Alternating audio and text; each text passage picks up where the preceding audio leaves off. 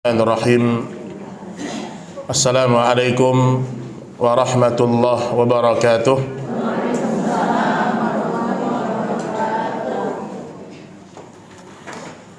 Alhamdulillahi rabbil alamin. Wabihi nasta'inu ala umuri dunya wad din. Wassalatu wassalamu ala asrafil anbiya wal mursalin. Wa ala alihi wa sahbihi wa man sara ala nahjih wa tamassaka bi sunnatihi ila yaumiddin. Ya ayyuhalladzina amanu taqullaha haqqa tuqatih wa la tamutunna illa wa antum muslimun. Amma ba'du, fa inna asdaqal hadithi kitabullah wa khairal hadi hadi Muhammadin sallallahu alaihi wasallam wa syarral umuri muhdatsatuha fa inna kulla muhdatsatin fid dini bid'ah wa kulla bid'atin dhalalah wa kulla dhalalatin finnar. Kaum muslimin dan kaum muslimat, atau terkhusus para ummahat rahimani wa rahimakumullah, taqabbalallahu minna wa minkum. Semoga Allah subhanahu wa ta'ala menerima semua amal ibadah kita, Allahumma amin. Bagi ibu-ibu sekalian rahimani wa rahimakumullah, alhamdulillah kita bersyukur kepada Allah pada pagi menjelang siang ini Allah masih memberikan kepada kita taufik dan hidayah sehingga kita masih termasuk orang-orang yang cinta kepada ilmu, orang-orang yang bersabar dalam menuntut ilmu syariat Allah subhanahu wa ta'ala. Dan mudah-mudahan semua ilmu yang kita pelajari itu bukan hanya sekedar menambah buku catatan kita, bukan sekedar pengetahuan. Oh, saya tahu ini, oh saya tahu dengan paham ini. Namun ilmu tersebut harus menjadi buah dalam amalan kita. Abdullah bin Mas'ud radhiyallahu taala anhu mengatakan, al-ilmu khasyatullah. Ilmu yang sebenarnya adalah rasa takut engkau kepada Allah subhanahu wa ta'ala. Baik ibu-ibu sekalian, apa materi pada siang ini? Banyak, ada yang menyampaikan dua. Tema kita pada siang ini sebenarnya Rasulullah berlindung dari 4 keburukan. Ini tema opsi kedua sebenarnya, karena tema pertama bukan itu. Tema pertama adalah fikih talak atau sebab-sebab terjadinya perceraian. Tapi ya biasa ibu-ibu ada masukan, Ustadz banyak yang tua-tua Ustadz. Nah ini, yang tua-tua ini sering protes biasanya. Yang tua-tua tidak butuh dengan itu Ustadz. Kami udah mau mati nih, pengen yang lain temanya. Oh iyalah, saya ingat-ingat lagi, jemaah di Palmaryam nih banyak tua atau muda. Ya udahlah, bismillah, akhirnya kita ganti kepada tema yang kedua ya. Tapi sebenarnya fikih tentang masalah talak ini masih banyak disalahfahami oleh mayoritas orang, bahkan kaum muslimin, bahkan mayoritas kaum muslimin. Oke lah kalau misalnya sebagian kita itu mungkin menganggap udah nggak cocok buat saya, tapi dia bisa dakwahkan kepada keluarganya, kepada anak-anaknya, kepada cucunya. Ya, lain waktu insyaallah ta'ala, kalau yang tua-tua sudah ikhlas kita buka tema itu. Baik, pada pertemuan ini kita akan membahas Rasulullah sallallahu alaihi wasallam berlindung dari 4 keburukan. Sebenarnya 4 keburukan itu diambil dari doa Rasul sallallahu alaihi wasallam ketika Nabi sallallahu alaihi wasallam berdoa kepada Allah berlindung dari 4 keburukan. Nabi sallallahu alaihi wasallam berdoa kepada Allah, dan ini disebutkan dalam hadis riwayat Imam Muslim. Hadis riwayat Imam Muslim. Sebelum saya sebutkan, hal yang harus kita ketahui bahwasanya doa yang ma'thur maksudnya doa yang ada riwayatnya dari Al-Quran dan As-Sunnah, itu lebih afdol dari doa yang kita buat sendiri. Doa yang ma'thur dari Alkitab dan As-Sunnah itu lebih afdal daripada yang ditulis atau kita karang sendiri. Kenapa demikian? Karena doa yang ma'thur adalah wahyu. Secara makna tidak mungkin salah. Secara lafaz pasti singkat dan bermakna. Adapun doa yang kita buat sendiri, paling tidak terkadang benar, terkadang salah. Makanya Al-Imam Ibnu Qayyim rahimahullah ta'ala sebutkan, di antara ibadah kebiasaan para nabi dan para rasul yang Allah sebutkan dalam Al-Quran, kebiasaan mereka dalam berdoa. Coba lihat ayat-ayat Al-Quran banyak sekali.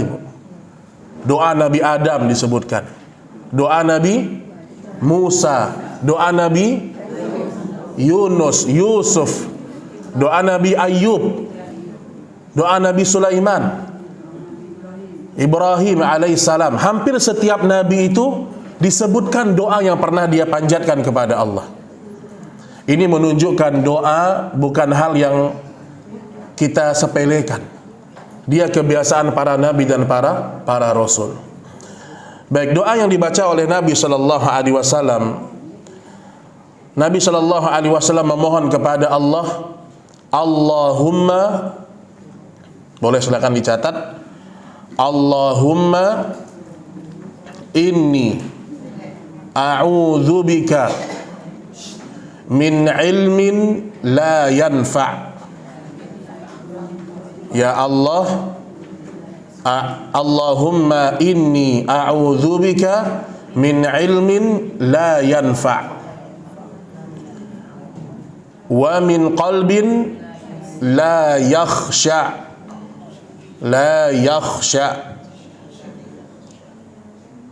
wa min nafsin la tashba' wa min da'watin la yustajabu laha. Saya ulangi ya. Allahumma inni a'udzubika min ilmin la yanfa' wa min qalbin la yakhsha, pakai sya, wa min nafsin la tashba' wa min da'watin la yustajabu laha. Nanti bisa di searching saja, keluar insyaallah. Doa berlindung dari 4 hal.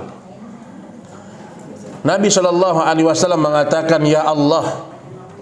Allahumma ini bisa diartikan 2 ya. Kalau kita terjemahkan bisa ya Allah, atau bisa diterjemahkan ilahi.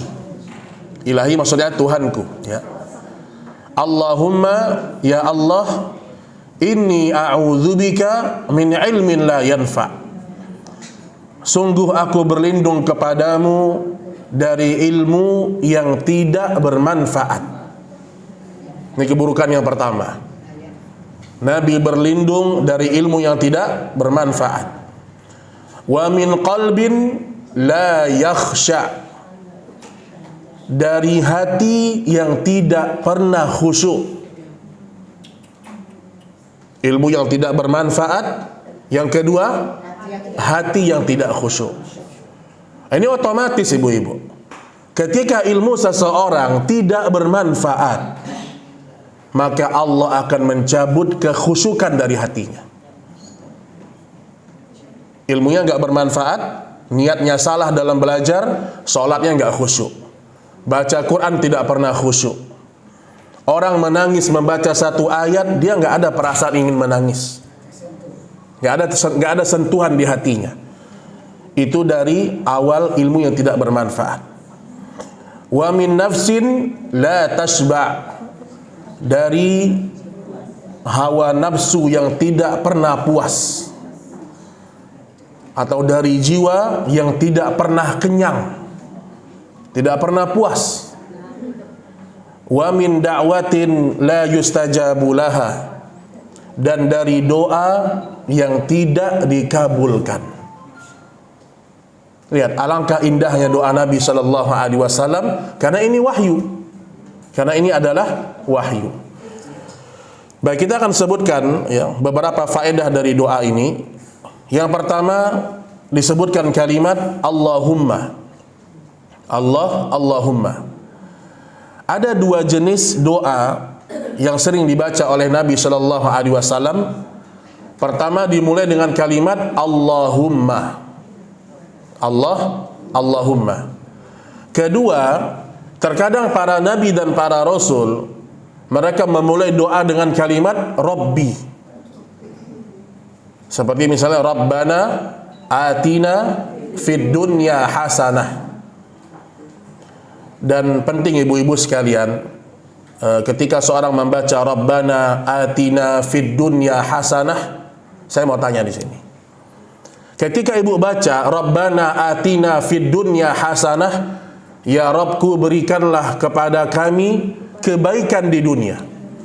Apa yang terbayang oleh ibu-ibu kebaikan di dunia, Bu? Orang ketika baca doa ini, ayat fid dunya hasanah, apa yang terbayang di benak kita? Kita sedang minta apa sama Allah?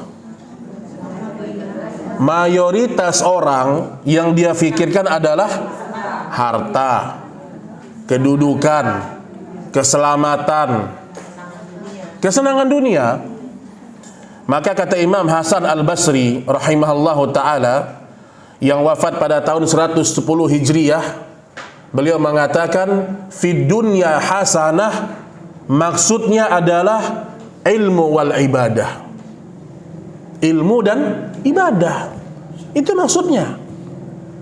Ketika seorang dia punya harta, diberikan kedudukan, harta, dikenal orang, itu bukan hasanah di dunia. Dia tidak mendapatkan kebaikan di dunia sampai dia memiliki ilmu dan dia beribadah. Itulah hasanah di dunia sebenarnya.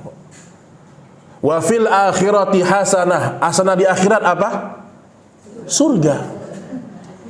Maka sebenarnya permintaan kita kepada Allah, Rabbana atina fid dunya hasanah, itu tidak lepas dari ilmu, ibadah, surga. Itu maksudnya. Tapi banyak orang menganggap ini doa untuk kekayaan, ini doa untuk kesenangan dunia. Enggak. Maka penting kita ketika membaca doa, kita baca juga syarahnya, penjelasan para ulama. Baik, kemudian Nabi mengatakan, a'udzubika min ilmin la yanfa'. Aku berlindung kepadamu dari ilmu yang tidak bermanfaat. Bayangkan, Nabi sallallahu alaihi wasallam ini ma yantiku 'anil hawa. Nabi enggak pernah berucap dengan hawa nafsu, itu enggak pernah. Tetapi Nabi tetap berlindung sama Allah dari ilmu yang enggak berguna. Nabi itu nggak mungkin belajar ilmu yang tidak berguna, nggak mungkin, Bu. Nggak mungkin.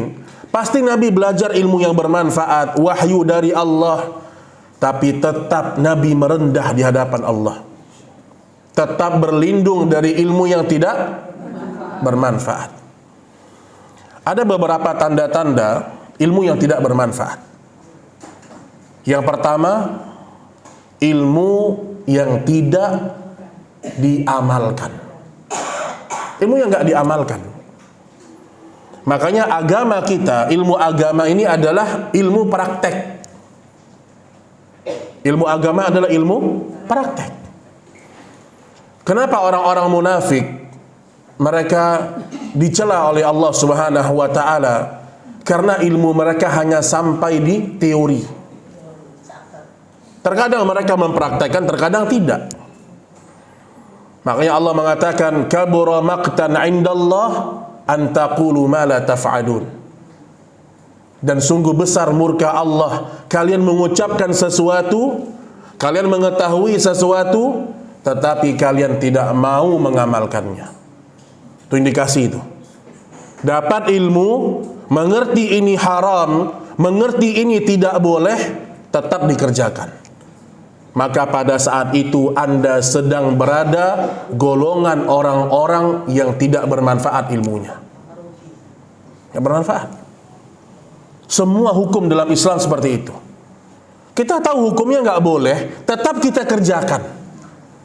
Kita tahu hukumnya tidak boleh, tetap kita suruh suami kita melakukan, atau suami mengizinkan. Ini tanda ilmu nggak bermanfaat. Tanda yang kedua, ilmu yang tidak bermanfaat, ilmu yang tidak didakwahkan. Kurang manfaatnya. Ilmu yang tidak didakwahkan. Allah mengatakan, wal 'asr innal insana lafi khusr illa alladhina amanu wa 'amilus shalihat wa tawasau bil haqq wa tawasau bis sabr. Demi masa sesungguhnya manusia semuanya rugi, kecuali siapa? Orang-orang beriman, beramal saleh, dan saling berwasiat di atas kebenaran dan di atas kesabaran. Ketika ada orang beriman, kemudian dia beramal saleh, hanya berhenti di situ, dia nggak dakwakan kepada keluarganya, dia tidak nasihati anak-anaknya, dia nggak nasihati temannya, dia masih pada posisi manusia yang merugi. Makanya dakwah yang paling berat kepada siapa, Bu? Hah? Kepada keluarga. Itu paling berat. Berdakwah kepada keluarga ini dakwah yang paling berat, bahkan dirasakan oleh Nabi SAW. Nabi ketika berdakwah pertama yang menentang siapa? Keluarganya. Pamannya menentang, kerabat-kerabatnya menentang. Makanya jangan sampai kita punya ilmu tapi kita nggak berani menyampaikan. Apalagi dia seorang dai, seorang ulama. Ketika dia punya ilmu, dia wajib menyampaikan apa yang dia tahu. Adapun konsekuensinya dia dibenci orang, dia dikatakan keras, dikatakan kaku, dikatakan tidak mengerti dengan usul, dan seterusnya. Itu konsekuensi dari dakwah. Makanya ibu-ibu harus bisa membedakan mana dakwah yang keras, mana dakwah yang berpegang kepada Al-Quran dan Sunnah. Itu harus dibedakan tuh, Bu. Karena mayoritas orang senangnya dakwah yang apa? Yang lembut, yang semua boleh, semua boleh. Maka sering saya katakan, ya, ibu-ibu harus kritis ketika belajar agama, kritis yang benar. Dan sering saya ulang-ulang, tidak semua perbedaan para ulama itu bisa diterima. Nggak semua. Tidak semua khilafnya para ulama boleh kita ambil. Karena sebagian dari khilafnya para ulama adalah pandangan-pandangan yang lemah. Ambil satu contoh, Bu. Satu contoh. Ibu tahu malam Lailatul Qadar? Ada nggak Lailatul Qadar itu, Bu? Hah? Ada kan? Ada. Tapi ada pendapat sebagian dari mazhab Hanafi, pendapat sebagian dari mazhab Hanafiyah, mereka mengatakan Lailatul Qadar itu udah nggak ada sekarang. Dia hanya ada ketika pertama kali Quran diturunkan. Setelah itu nggak ada Lailatul Qadar. Kita yang sekarang minta Lailatul Qadar itu kita sedang memperingati saja, mengenang saja. Apa benar pendapat ini, Bu? Nggak benar. Walaupun dari para ulama. Walaupun ini pendapatnya para ulama-ulama besar. Tapi pendapat ini dibantah oleh banyak dalil. Itu satu contoh aja. Satu contoh. Baik, kemudian ya, ilmu yang tidak bermanfaat ini ada hukumannya di akhirat. Nabi SAW menceritakan dalam hadis yang sahih tentang seorang laki-laki yang dia berputar-putar dalam api neraka. Yaduru kama yadurul himar. Dia berputar-putar dalam api neraka seperti berputar-putarnya keledai. Fatandaliku aktabuhu, maka ditariklah usus-ususnya oleh Allah di hari akhirat oleh para penjaga api neraka. Ketika ditanyakan, ya fulan, madza sya'nuk, apa yang terjadi dengan engkau? Akunta ta'muruna bil ma'ruf wa tanhauna 'anil munkar. Bukankah dulu engkau menyuruh kepada kebaikan dan menyuruh meninggalkan maksiat? Apa kata dia? Kuntu amuruhum bil ma'ruf wala atih. Aku dulu mengajak manusia kepada kebaikan, aku sendiri tidak mengerjakan. Dia punya ilmu, dia ajak orang, dia nggak mengamalkan. Dan dulu aku mengajak manusia meninggalkan dosa dan maksiat, wa atih. Namun justru aku melakukan maksiat dan dosa tersebut. Maka ingat, ini salah satu tanda-tanda ilmu yang tidak bermanfaat. Baik, kemudian Nabi mengatakan wa min qalbin la yakhsha, dari hati yang tidak pernah khusyuk, ya. Hati yang tidak pernah khusyuk. Hati, ibu-ibu sekalian, dia adalah pondasi dari semua amal kita. Hati manusia ini di sini awal dari semua kebaikan dan keburukan. Makanya Nabi Shallallahu Alaihi Wasallam mengatakan kalau dia baik, maka baiklah seluruhnya. Dan hati yang selamat adalah hatinya orang-orang yang bertauhid. Itu hati yang selamat. Hati yang ketika dia melakukan dosa dan maksiat, dia kembali kepada Allah. Kalla bal rana ala qulubihim ma kanu yaksibun. Dan Allah meletakkan ada noda di hati mereka terhadap apa yang telah mereka kerjakan. Jadi hati kita ini melakukan satu dosa, satu bintik hitam. Tambah dosa lagi, satu bintik hitam. Sampai hati itu penuh dengan dosa dan maksiat. Ibnu Qayyim menyebutkan hati yang sudah hitam dengan dosa dan maksiat, maka nasihat tidak akan pernah masuk ke dalam hatinya. Mental semua. Makanya dalam Al-Quran Allah selalu menyandangkan Al-Quran, hati, mata dan telinga itu sama, satu ayat. Dalam surah Al-Baqarah, khatamallahu ala qulubihim wa ala sam'ihim wa ala absarihim ghishawah. Dan kami jadikan hati mereka, pendengaran mereka dan penglihatan mereka ada ghishawah, ada penutup, ada hal yang menutup hati mereka. Maka kata para ulama, ibu-ibu, hati tidak akan pernah bersih kecuali dimulai dari menjaga mata dan pendengaran.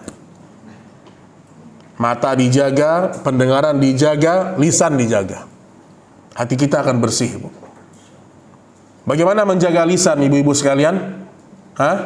Tinggalkan semua gibah, tinggalkan semua namimah, tinggalkan berbicara sesuatu yang bukan urusan kita, tinggalkan semuanya.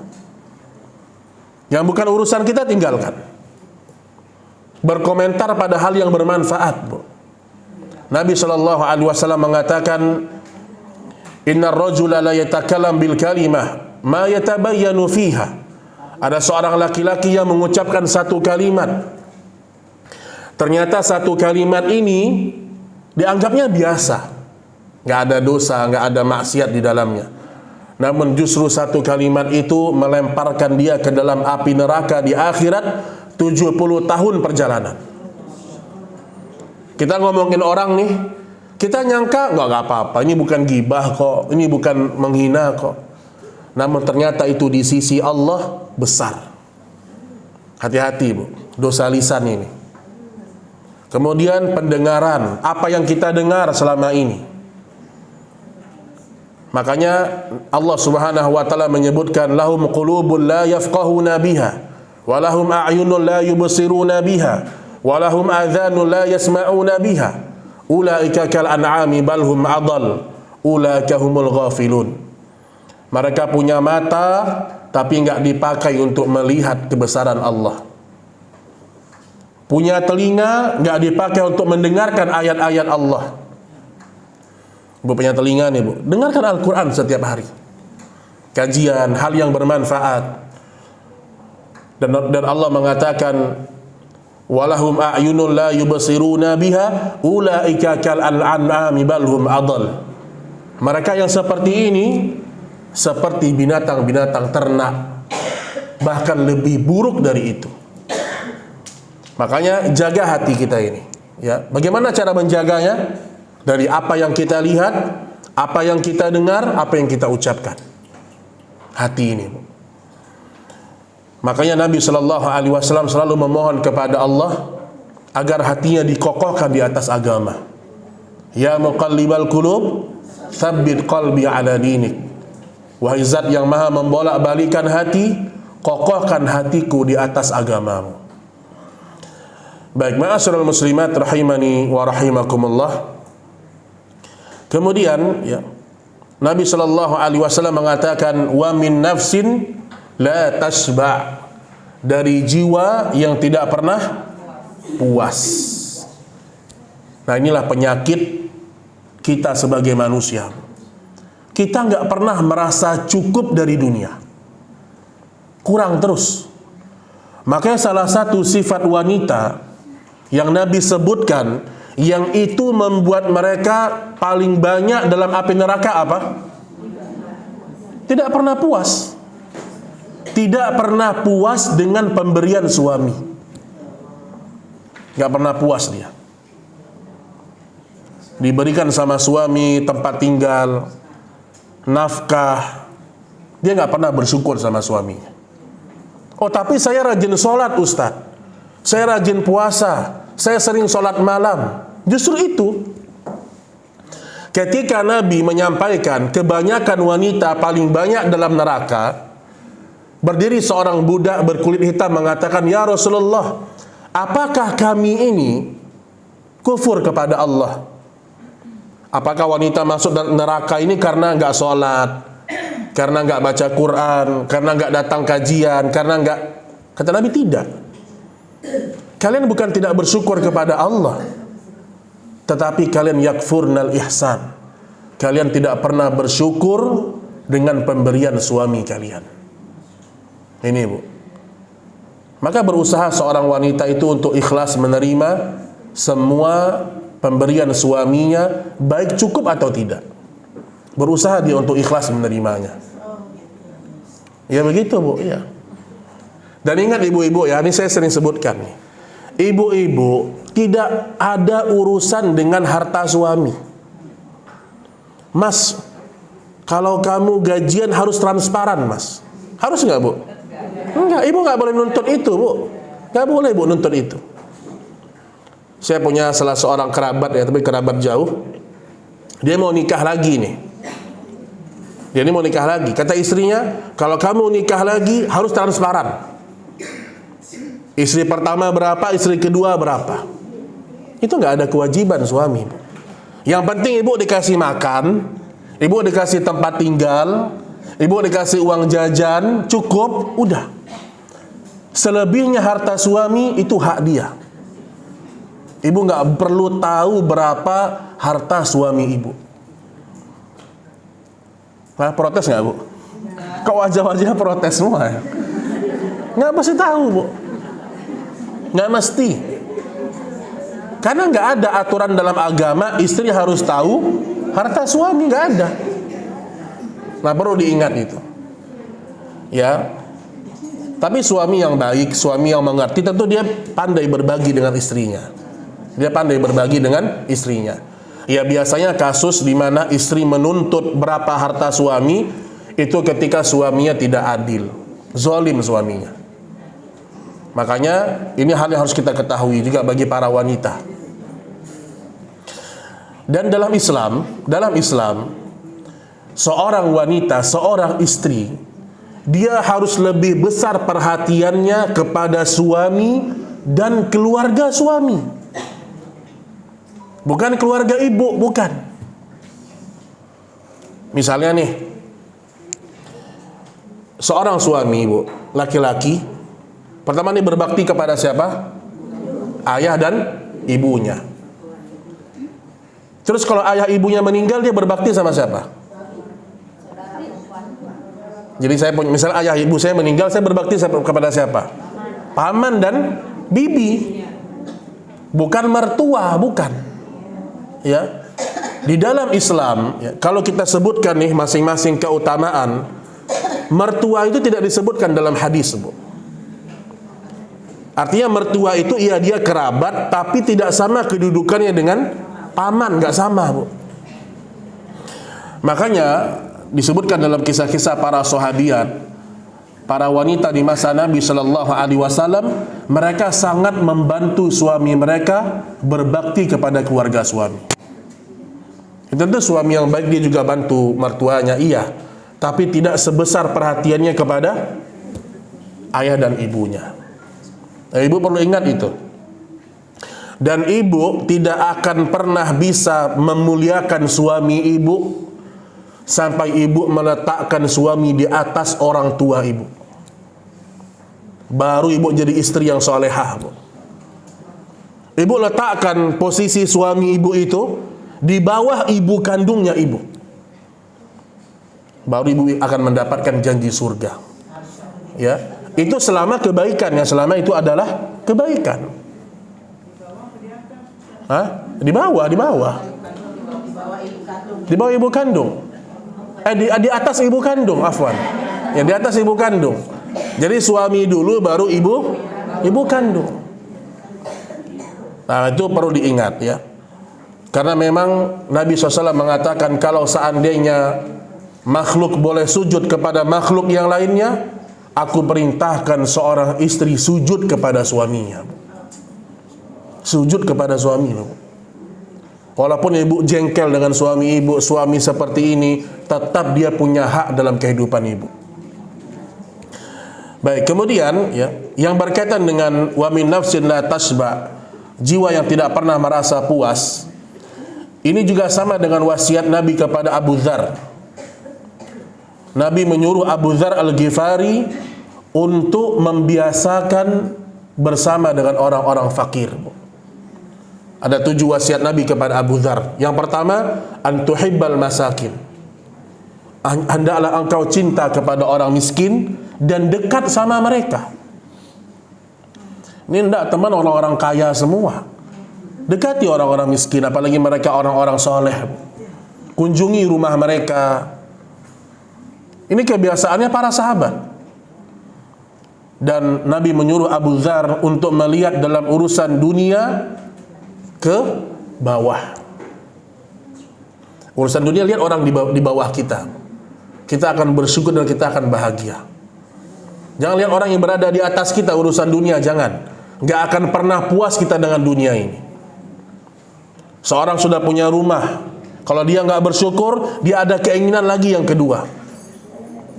Kata Nabi Shallallahu Alaihi Wasallam, manusia mengatakan mali, mali, mali, hartaku, hartaku, hartaku.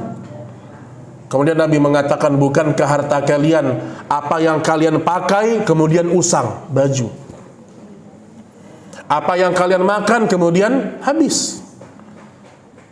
Maksud dari Nabi Shallallahu Alaihi Wasallam, seorang ketika terlalu cinta kepada harta, cinta kepada dunia, itu akan membuat dia tidak bahagia.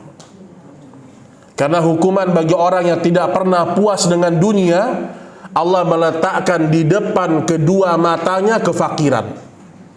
Takut miskin terus dia. Lihat perempuan-perempuan yang tidak bekerja, Bu. Di sini siapa yang kerja perempuan? Ada nggak? Wanita, ya, hukum asal kan tidak bekerja, kan, nggak bekerja. Tapi kalau dia bekerja boleh selama sesuai dengan syariat. Tapi ketika seorang istri tidak bekerja, kemudian dia tidak punya ilmu agama, apa kata syaitan? Apa kata syaitan? Nanti kalau suami kamu mati, kamu gimana? Akhirnya banyak sebagian wanita memaksakan dirinya bekerja karena takut kalau suaminya sakit, suaminya meninggal, dia susah hidupnya. Dan banyak seperti itu, Bu. Akhirnya menolak syariat Allah Subhanahu wa ta'ala. Tapi kalau kita yakin nih, suami saya punya rezeki sendiri, saya punya rezeki sendiri. Makanya orang yang bertauhid, orang yang paling bahagia hidupnya. Gak ada kekhawatiran, gak ada kesedihan dalam hidup dia. Makanya Allah mengatakan, wala khaufun alaihim, wala hum yahzanun. Ini dua hal, Bu, yang bisa menghilangkan kebahagiaan. Rasa takut berlebihan pada sesuatu yang akan datang, dan rasa sedih pada sesuatu yang sudah lewat. Kalau kita bisa hidup di dunia ini, mengontrol dua ini, tidak berlebihan dengan takut, tidak terlalu bersedih dengan apa yang sudah lewat, kita akan bahagia. Kita akan tenang hidup kita. Baik, kemudian Nabi SAW mengatakan, wa min da'watin la yustajabu laha, dan dari doa yang tidak pernah dikabulkan. Apakah seorang mukmin doanya bisa tidak dikabulkan? Bisa. Hukum asalnya dalam hadis yang sahih, Nabi mengatakan seorang mukmin ketika berdoa maka dikabulkan dalam 3 bentuk. Pertama apa? Langsung dikabulkan doanya. Yang kedua, disimpan di akhirat. Yang ketiga, dihindarkan dari musibah. Ketika Umar bin Khattab mengetahui hal ini, apa kata beliau? Semenjak hari ini, aku tidak pernah takut, tidak pernah bingung doaku dikabulkan atau tidak. Aku nggak pernah peduli, kata Umar. Mau doa dikabulkan, mau tidak dikabulkan, aku nggak peduli, kata Umar bin Khattab. Yang penting aku selalu diberikan taufik untuk bisa berdoa kepada Allah. Karena nggak ada ruginya. Kita doa sama Allah, ya Allah berikan kesembuhan sama saya. Nggak sembuh, mudah-mudahan disimpan di akhirat. Jadi nggak ada ruginya seorang mukmin itu berdoa, tidak ada. Tetapi kenapa Nabi berlindung dari doa yang tidak dikabulkan? Karena ada penghalang-penghalang doa tidak dikabulkan. Di antaranya adalah harta haram yang selalu dimanfaatkan. Itu hati-hati itu, ya. Dalam hadis yang sangat panjang, seorang laki-laki yang bersafar kan, disebutkan as'atha akbar yamuddu yadai ila sama, badannya penuh dengan debu, rambutnya kusut, dia berdoa sama Allah, tapi Allah nggak kabulkan doanya. Padahal dia dalam kondisi safar, berdoanya mustajab. Dalam kondisi genting, doanya mustajab, seharusnya mustajab. Tapi Nabi mengatakan mat'amuhu haram, yang dia makan selama ini haram, baik makanannya itu atau cara mendapatkannya.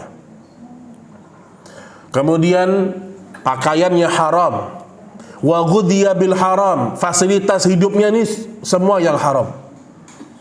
Makanya hati-hati, Bu. Kalau suami ibu membawa harta haram ke rumah, hati-hati.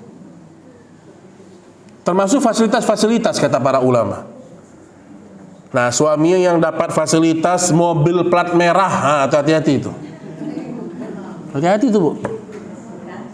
Mobil plat merah secara akad mungkin dipakai untuk kebutuhan kantor, tapi yang pakai anaknya kuliah, itu nggak ada keberkahannya, hati-hati. Fasilitas pribadi pakai pribadi, fasilitas kerja negara pakai untuk kebutuhan negara. Maka di zaman tabi'in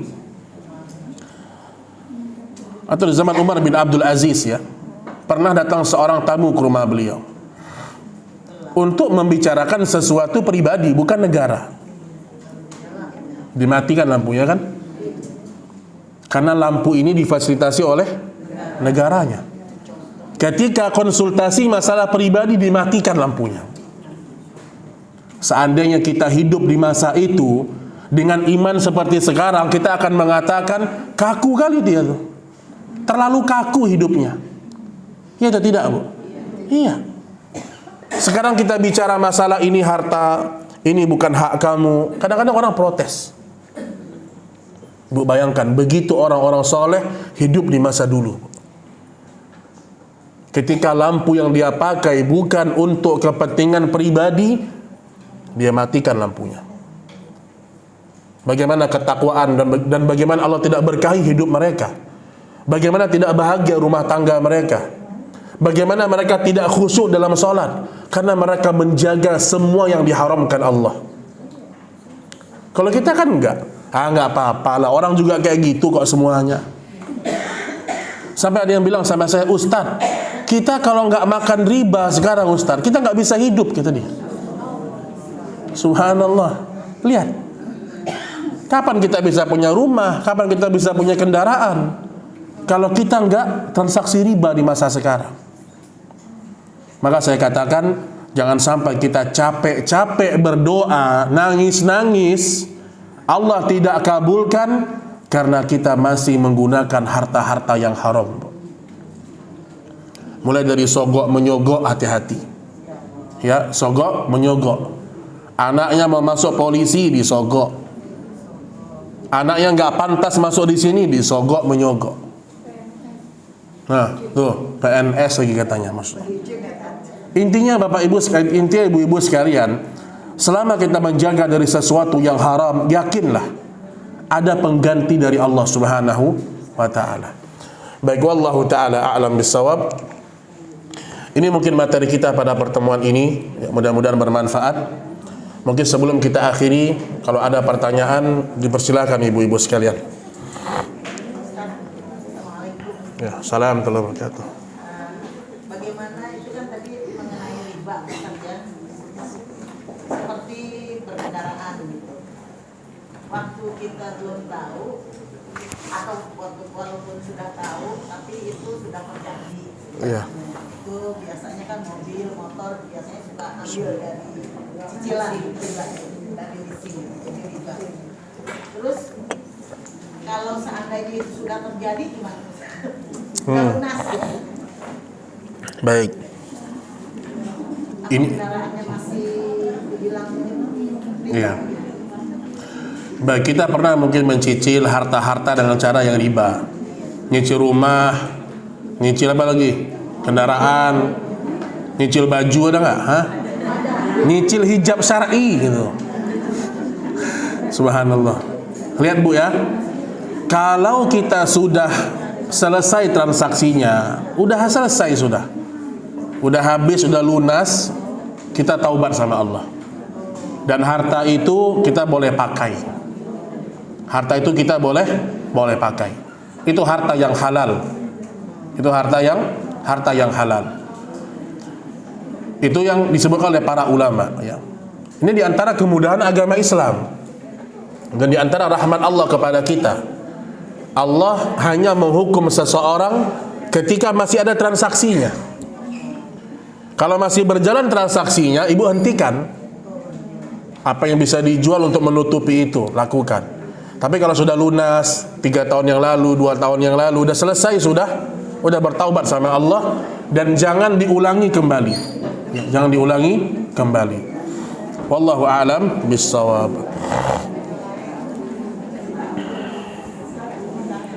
Ya, silahkan Bu. Ya.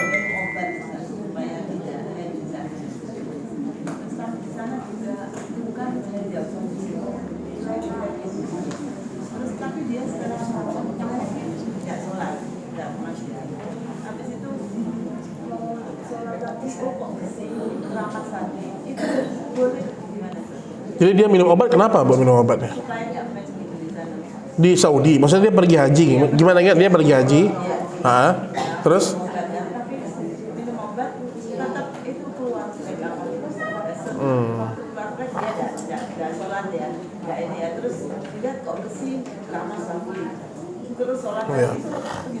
Ya.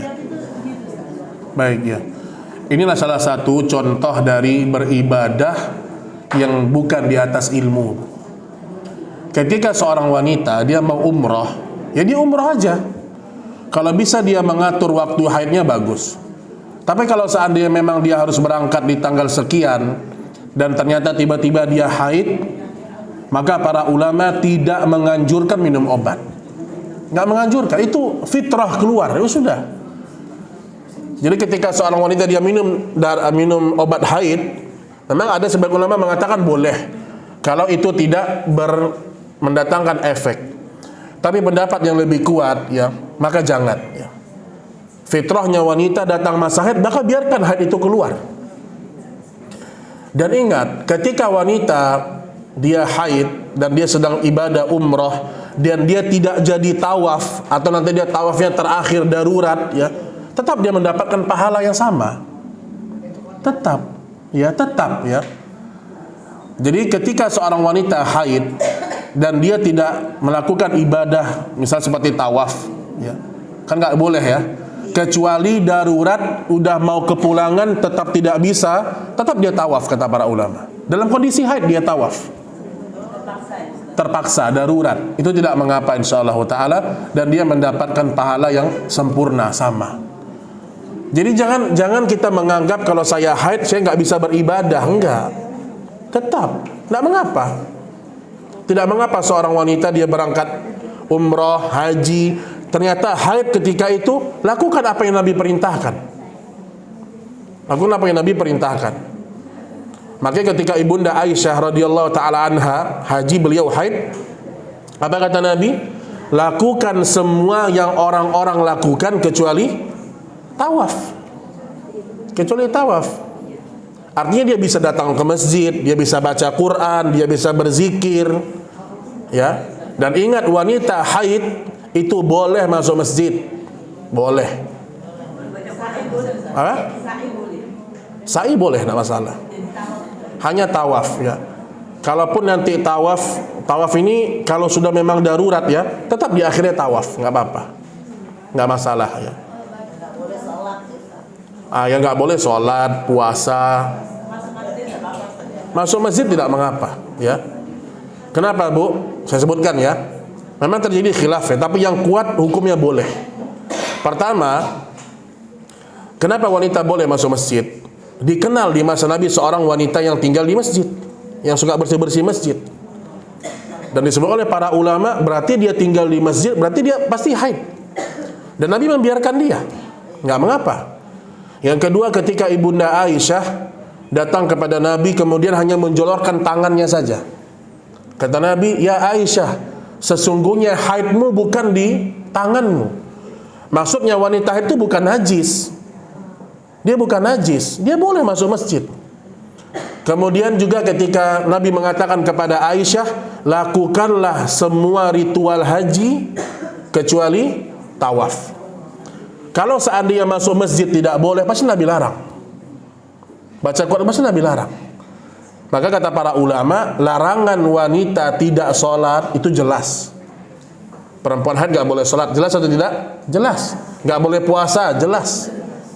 Nah, mulai ulama khilaf, baca Quran, masuk masjid, ulama khilaf. Tapi ada pendapat yang lebih kuat, ya. Wallahu taala alam bissawab. Boleh baca Quran. Para ulama mengatakan baca Quran boleh, ya. Mulai mereka berbeda pendapat kalau megang Qurannya. Kalau megang Qurannya itu khilaf, ya, itu khilaf. Syekh bin Baz memberikan saran supaya ditutup dengan alas misalnya. Ya. Mulai terjadi khilaf dalam masalah. Tapi kalau bacanya boleh. Bacanya boleh. Wallahu a'lam bissawab. Baik, masih ada ibu-ibu? Terakhir mungkin ya. Ya, baik.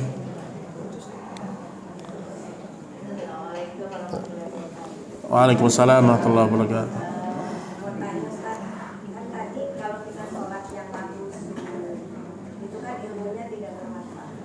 Ya. Masya Allah. Iya. Baik Ibu, Masya Allah, bagus ini ya. Kalau ibu sedang sholat, selesai sholat zuhur 4 rakaat nggak khusyuk, diulang nggak sholatnya Bu? Kenapa nggak diulang? Hah?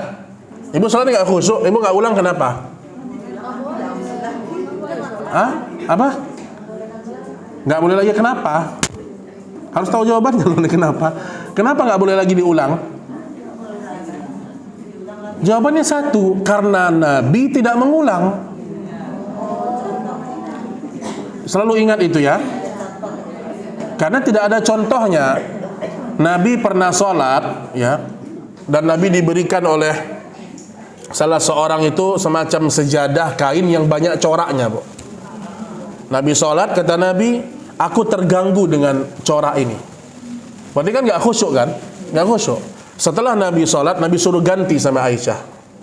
Pergi kepada fulan untuk dia ganti. Diganti dengan kain yang polos saja.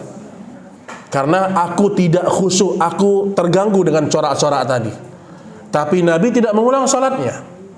Nah, kata para ulama, kekhusyukan itu bukan syarat sah sholat. Dia sesuatu yang diminta, dia sesuatu yang diperintahkan. Namun kalau kita nggak khusyuk, kita nggak ulang sholat kita. Ya, jadi kalau misalnya kita sholat, kita berusaha khusyuk, Bu. Seandainya kita tidak khusyuk, kita nggak boleh mengulang sholat. Kenapa saya sebutkan ini? Karena ada sebagian kaum muslimin, bahkan teman-teman kita yang sudah ngaji, kena was-was, Bu, kena was-was. Dia sholat, diulang lagi sama dia. Kenapa ente ulang sholat? Anda ada perasaan ria, Ustaz, diulang lagi.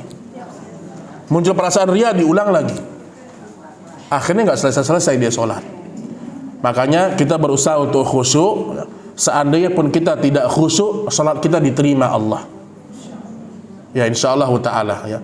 Karena khusyuk bukan sesuatu yang mudah.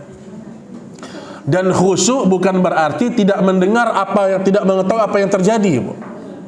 Ini banyak orang kalau khusyuk tuh nggak tahu lagi apa yang terjadi. Ini enggak. Nabi sedang sholat, Nabi pernah berpindah karena Aisyah mau masuk dari pintu depan. Jadi khusyuk bukan berarti tidak mendengar apa yang ada di sekitar.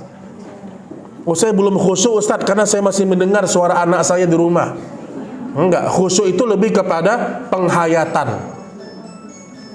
Ada sebuah bahasan tuh ya tentang sholat malam Nabi Shallallahu Alaihi Wasallam. Nabi kalau ingin khusyuk mengulang-ulang satu ayat yang beliau baca. Salah satu, in tu'adzibuhum fa innahum ibaduk, itu ayatnya itu. Wa in taghfir lahum fa innaka antal azizul hakim. Jadi kalau kita kurang khusyuk, kita minta sama Allah kekhusyukan, tapi jangan diulang sholatnya, Bu. Wallahu a'lam bishawab. Mungkin ini yang bisa kita sampaikan pada pertemuan ini, karena saya masih ada kajian di Isuzu, ibu-ibu sekalian, zuhur.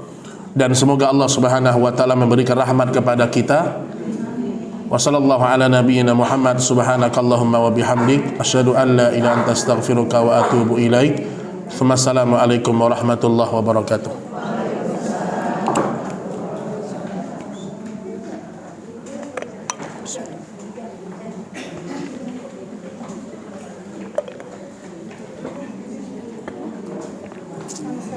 Jazakallahu khairan.